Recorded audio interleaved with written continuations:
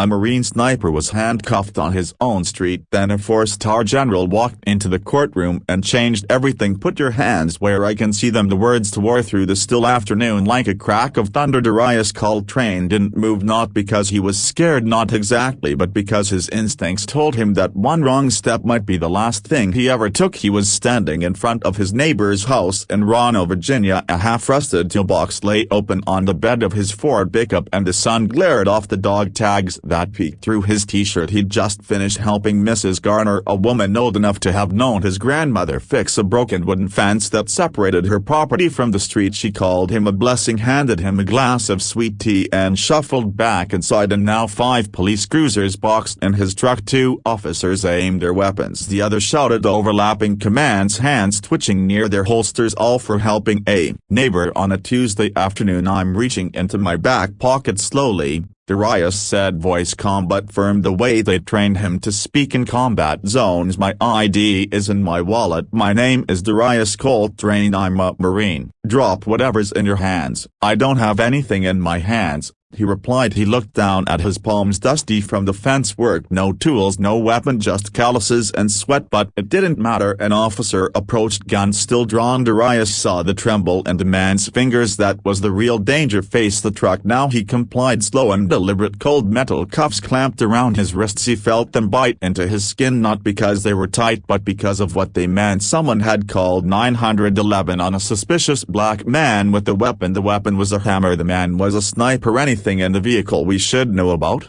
the second officer asked, already opening the passenger door. "Just tools," Darius said. "Any firearms?" "No." They searched it anyway. A small crowd began to gather, mostly neighbors, mostly silent. A few pulled out their phones. He saw Mrs. Garner peeking out through her blinds, mouth open, a hand on her chest. She didn't call. Darius thought she wouldn't, but someone did, and in that moment none of it mattered. Not the 2 tours in Afghanistan, not the medals, not the night he saved 3 of his brothers during an ambush outside Sang, not the years of discipline, of service, of loyalty to these officers. He was a suspect first, a man second, a Marine not at all. They didn't see Darius Coltrane. They saw a black man next to a pickup with a toolbox. That was enough. "I served with distinction," Darius said to one of the officers as they sat him on the curb. "I fought for this country." The officer didn't answer. 29 years old, he continued, "and this is the second time in my life I've been handcuffed. First time I was in boot camp. Wrong place, wrong time, but it was a misunderstanding this time. I'm not even sure I can call it that." A younger cop stood nearby, shifting on his feet, eyes glued to the sidewalk. Maybe uncomfortable, maybe not. Darius couldn't tell anymore. Finally a supervisor arrived, a black woman in uniform with sharp eyes and a clipped tone. She asked for his ID. He gave her his wallet. She studied the card for a moment, then looked at him. "You said you're a Marine." "I was," he said. "Honorable discharge. 2 tours. My CO was Lieutenant Colonel Briggs." Out of complaint, she took a breath, then turned to the officers. "Uncuff him." The cuffs came off. No apology, no explanation, just unlocked metal and silence. Darius stood up and rubbed his wrists. His voice didn't shake, but his hands did. "You okay, sir?"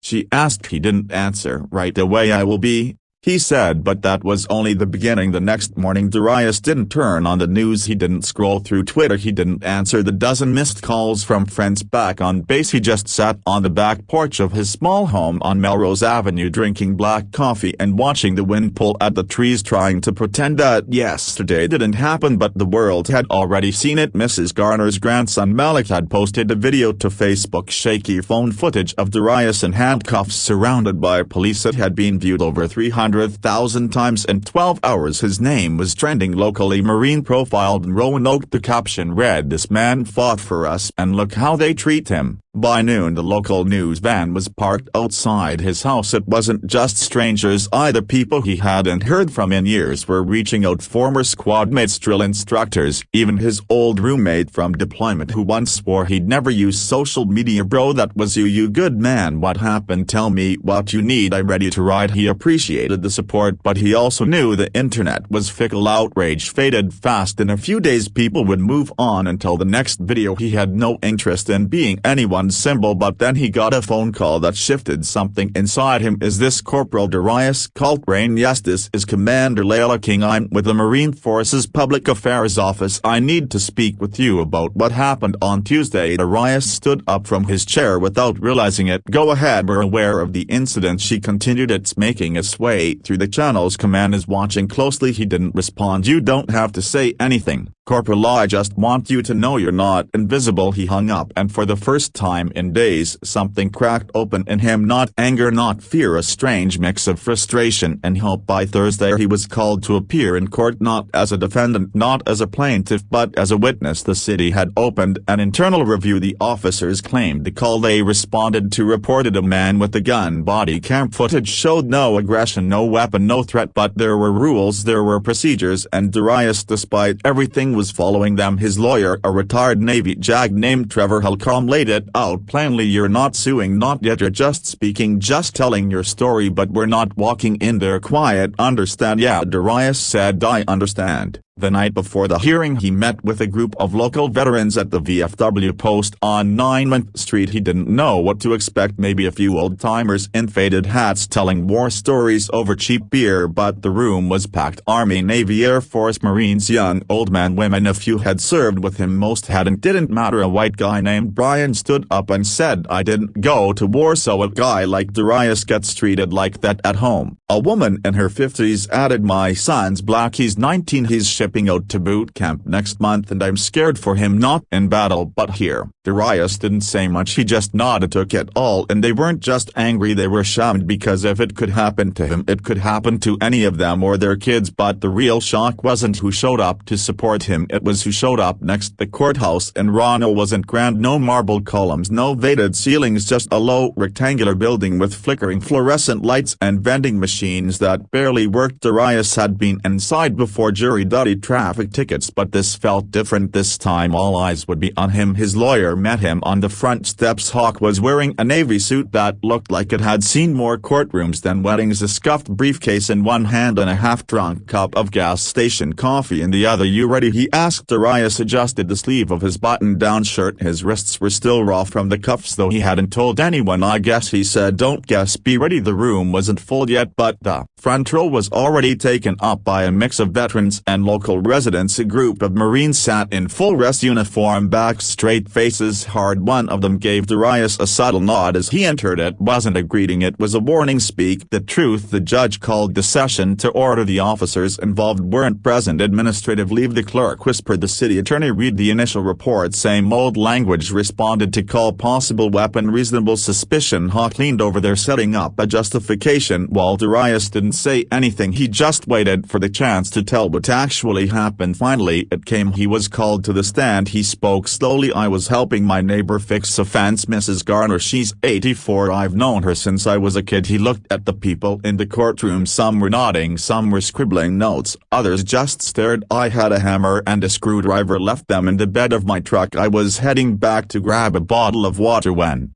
the cruisers pulled up. He described the officers' commands, the confusion, the cuffs. I identified myself, told them I was a Marine. They didn't care. And what was your emotional state at that point? Holcomb asked. Darius took a second. I was scared, he said, but not because of what I did, because of what they thought I might do. I've been in combat zones, I've looked through a scope and made decisions that stayed with me, but nothing prepared me for how powerless I felt standing on that sidewalk with my hands in the air. Hawk let the silence sit for a moment. Why do you think they reacted that way? He asked. You already know, Darius said. Everyone in here knows. They didn't see a veteran, they didn't see a neighbor, they saw a threat, and that had everything to do with what I looked like and nothing to do with what I was actually doing. The judge didn't flinch. He just looked over his glasses and asked a few procedural questions. Then the assistant city attorney asked to speak. We regret that Mr. Coltrane experienced distress, she said, but our officers were acting under the belief that they were responding to an armed suspect. They followed protocol. Darius stood I respond to that the judge allowed it. You say they followed protocol, so tell me, how is it protocol to put a man in cuffs without checking his ID, to aim weapons before asking a single question, to treat someone like a criminal first and human second? No one answered. He kept going. I'm not trying to ruin anyone's life. I'm not asking for revenge, but if this is your protocol, something needs to change, because next time the person might not be as calm or as lucky. But even Darius couldn't have guessed what would happen. Just a few minutes later the hearing broke for a short recess. Darius stepped into the hallway with his lawyer. Cameras followed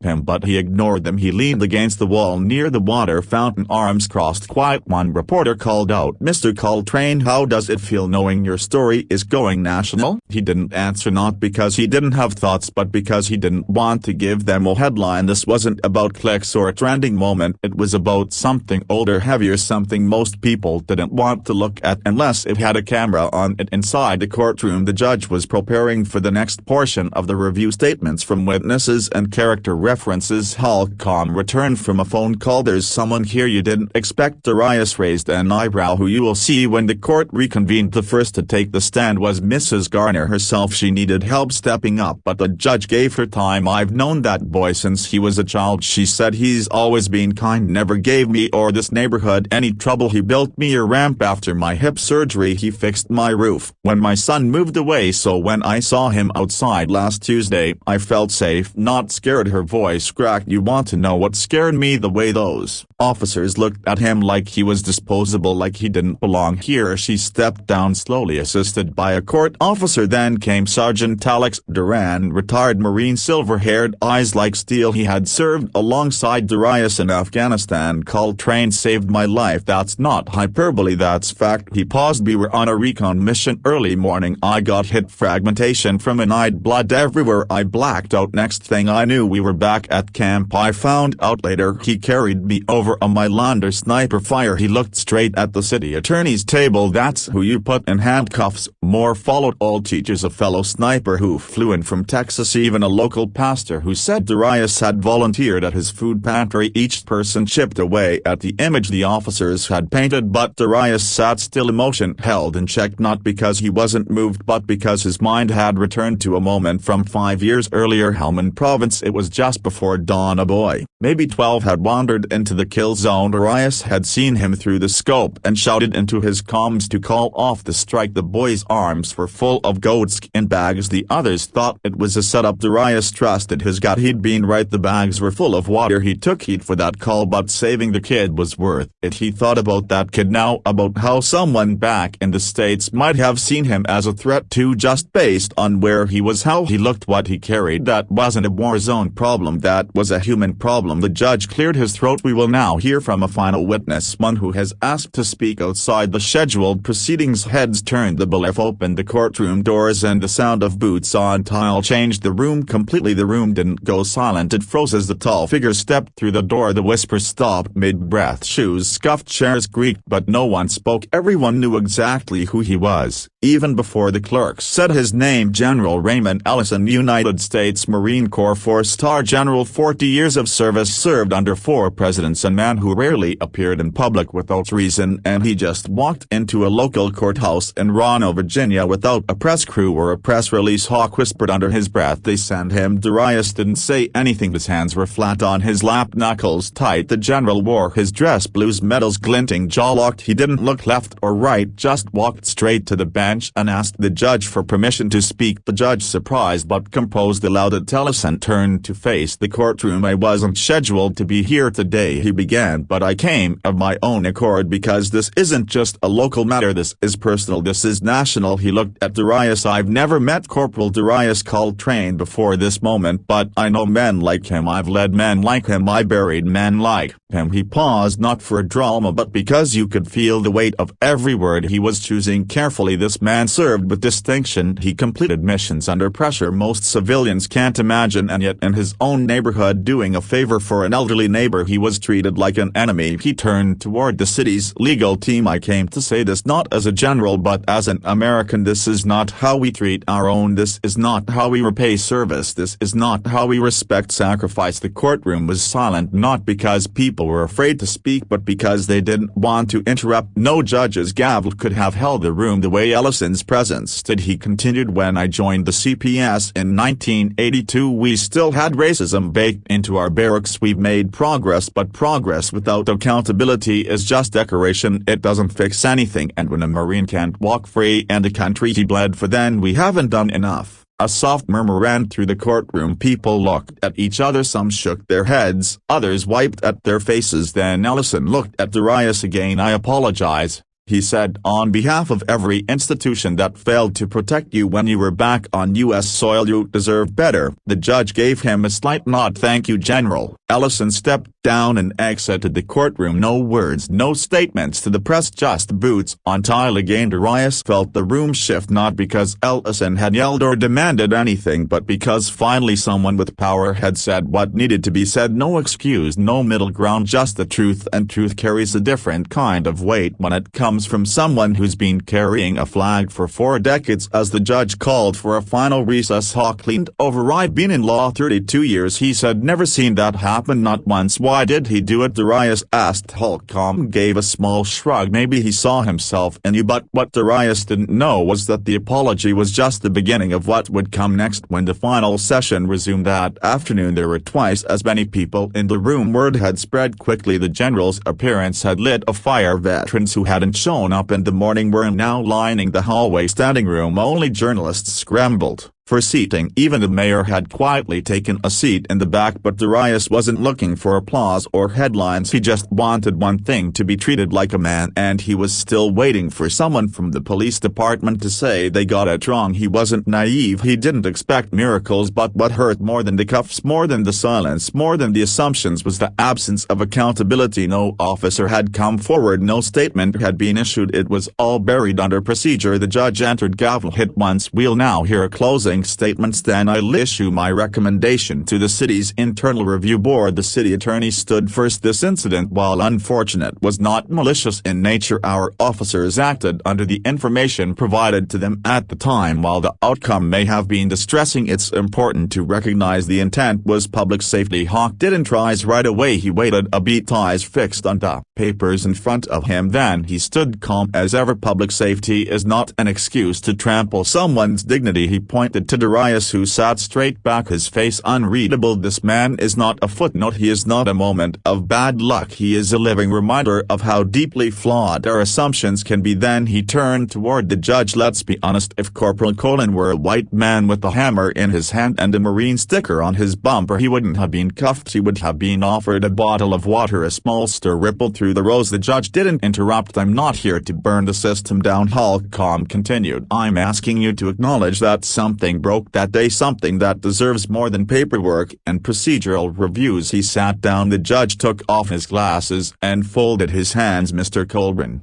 he said, you're not on trial here, but the way you've carried yourself has shown this court more about character than any report ever could. He leaned back. This court will recommend a full policy review of the department's use of force protocol in cases involving non-violent calls. Furthermore, we will be recommending that officers involved receive updated de-escalation and bias training. That was the legal version of a small victory. Not enough, but not nothing. Darius didn't smile, but his shoulders seized slightly. Then the judge said something unexpected. And Corporal Colburn, I want to thank you personally for your service and for your restraint. You've reminded this courtroom of something it tends to forget. Respect must go both ways. As the room emptied out, people came up to shake Darius's hand. Some hugged him. A few cried. One young black man, barely 18, walked up and simply said, thank you. Darius looked at him for a long moment. For what? For not staying quiet. He nodded and walked away. Holcomb and Darius stepped outside. The sun was lower now, shadows long across the sidewalk. The crowd was still there, veterans in uniform, neighbors, strangers with signs that we see you.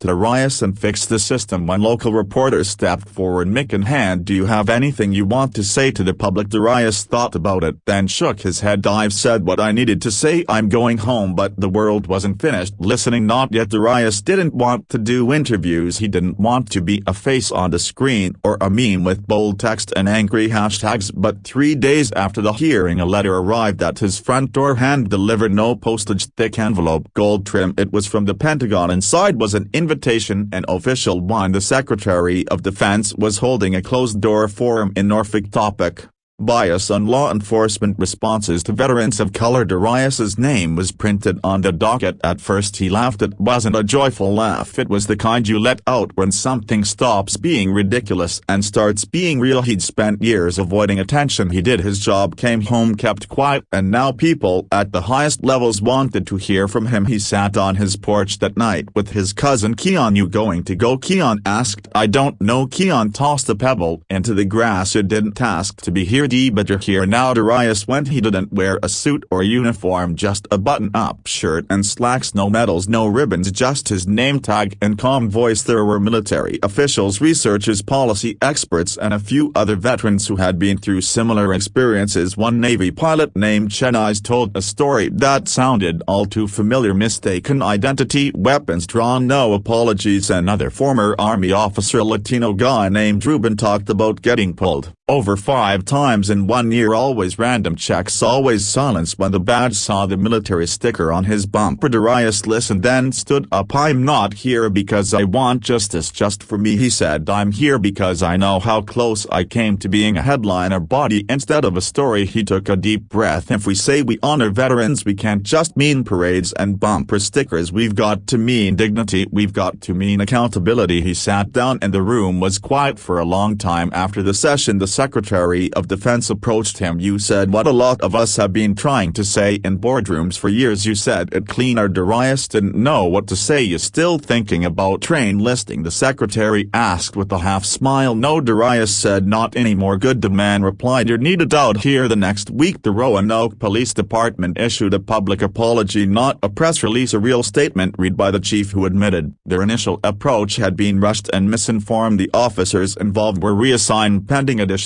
training and review. One quietly resigned. Darius didn't celebrate. It wasn't about punishment, it was about change, and change wasn't a moment, it was a direction. Back in Roanoke, life didn't go back to normal, it shifted. Mrs. Garner's fence was repaired and painted now by volunteers from the local vet center. Teenagers from the neighborhood knocked on Darius's door just to ask about the Marines, about discipline, about life. Even the younger officers at the station started showing up to community meetings, trying, some clumsily, some honestly, to rebuild trust. It didn't fix everything, but it was a start. One afternoon, Keon asked him, if you could go back to that day, would you change anything? Darius thought for a long moment. No, he said, because I didn't start this, but I finished what I could. But the lesson wasn't just for them, it was for everyone watching. Months passed, the headlines faded, the noise died down, people moved on the way people do, but something stuck. Darius still got stopped, sometimes not by cops but by strangers in parking lots and at grocery stores. You're the Marine from the news, right? He'd nod, maybe shake a hand, then keep walking. He didn't crave the spotlight, but he understood now it wasn't about craving it, it was about carrying it, not for himself but for the next kid who wouldn't have a 4-star general to walk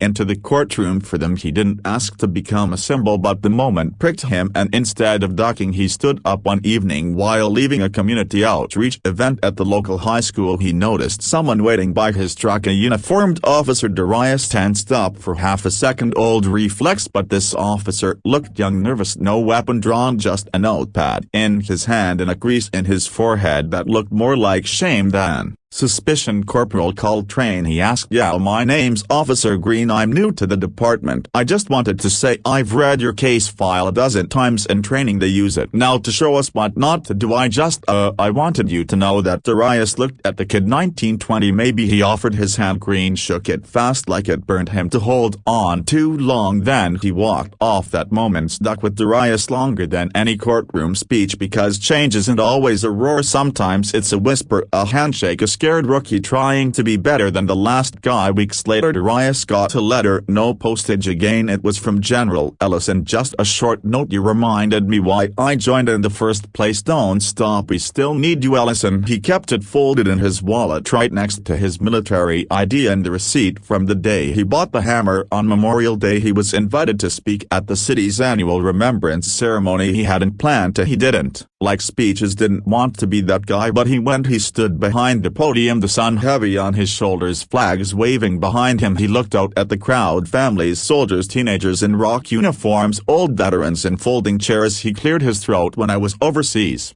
he began, we had a saying, we fight for the guy next to us. He paused. That doesn't stop when we come home. It shouldn't. And if we say we honor sacrifice, we have to make sure that sacrifice means something, that the people who come back aren't treated like strangers, like suspects, like threats. He looked straight ahead. You don't get to call us heroes on Monday and profile us on Tuesday. A few claps, then more, until the whole place stood. Not for the speech, for the truth. Afterward, a local high school teacher approached him with her students. Would you come speak to them, maybe talk about leadership? He agreed. As then another invite came, and another, and before long Darius Colville wasn't just the guy from the video anymore. He was a voice, a mentor, a reminder that dignity isn't given, it's demanded, that silence is dangerous, and that sometimes the fight doesn't end when the uniform comes off. So what's the lesson? It's this: your skin shouldn't cancel out your service, your silence shouldn't be the cost of your safety, and your humanity shouldn't be negotiable. We don't just owe our veterans respect, we owe them fairness, not for a headline, not for politics, but because it's right. If you felt this story, share it, talk about it, teach it, because the more people know what happened to Darius, the less likely it is to happen to someone else, and maybe, just maybe, one less hero gets cuffed for being in the wrong place with the wrong